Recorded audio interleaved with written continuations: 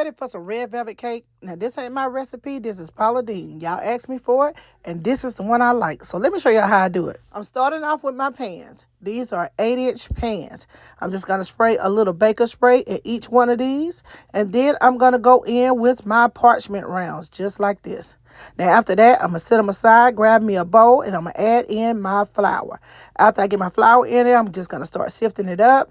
Then I'm going to add in my baking soda. After that, I'm going in with my cocoa, and then I'm just going to mix that all together. I'm going to set that aside and grab my Pyrex cup. I'm going to add in my oil. After that, I'm going in with my red food coloring. I'm going in with some vanilla flavoring and some apple cider vinegar. I'm just going to mix that together and set that aside. Now I'm going to grab the big boy here, the KitchenAid. I'm going to add in my sugar, and I'm going to go in with my eggs.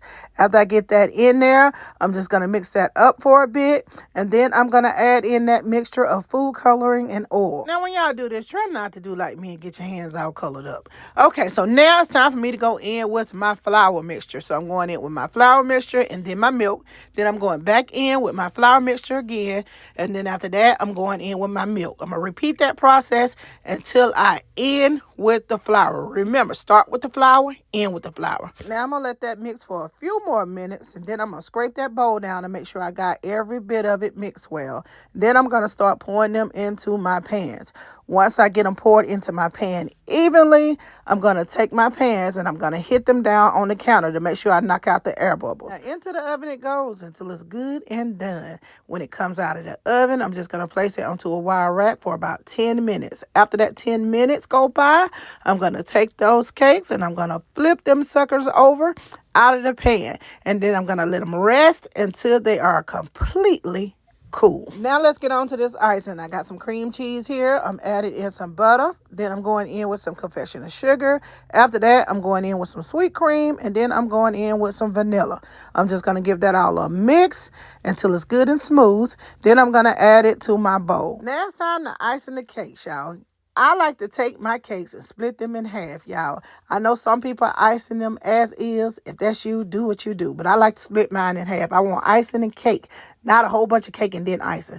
So I'm just going to put some icing on the bottom of my plate. Then I'm going to add my first layer. I'm going to go ahead and throw that icing on there. After I get the icing on there, I'm going to spread that out a bit.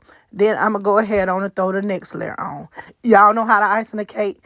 This ain't no rocket science, okay? So I'm just going to do that until I get all the way to the top. Once I get to the top, y'all, I'm just going to start icing that cake all the way around. First coat that I'm putting on here is called a crumb coat. This is when I put the icing on for the first time and I pick up all the crumbs.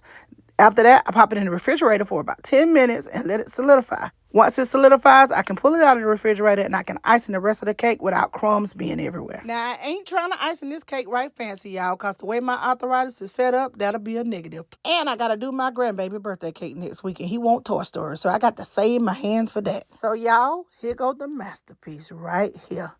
Now, let me cut it open so y'all can see the inside. Look at that red velvet cake, y'all. Look at that color. Now, y'all already know what's next. I got to give it a taste. Y'all know what? That's good right there.